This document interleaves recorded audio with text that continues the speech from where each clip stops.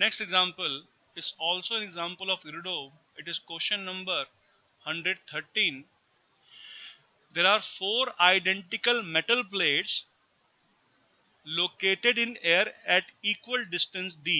तो इन सब की distance d है from one another. The area of each plate is equal to A.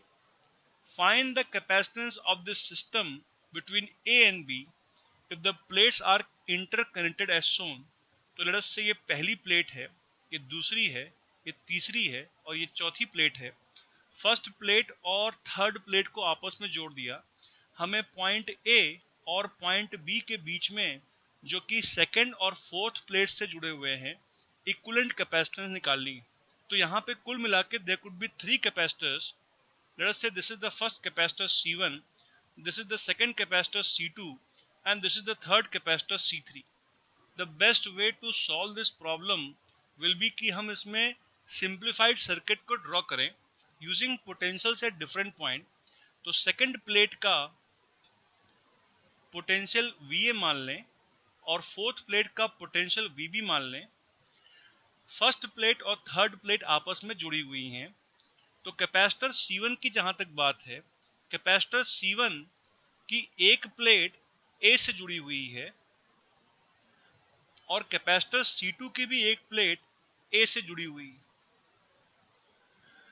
Capacitor C1 की एक प्लेट और कैपेसिटर C2 की दूसरी प्लेट आपस में जुड़ी हुई हैं and they have the same potential, late us से X. इनका पोटेंशियल भी X है और कैपेसिटर C3 की एक प्लेट का पोटेंशियल X है और दूसरी प्लेट का पोटेंशियल VB है. थस हमें पॉइंट A और पॉइंट B के बीच में इक्विवेलेंट कैपेसिटेंस निकालनी है.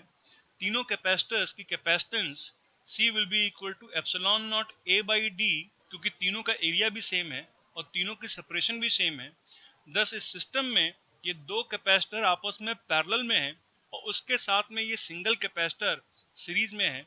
तो C और C का इक्विवेलेंट 2C हो जाएगा और 2C के साथ में C सीरीज में है. तो equivalent capacitance will become equal to 2C by 3 and this will be equal to 2 by 3 epsilon naught A by D.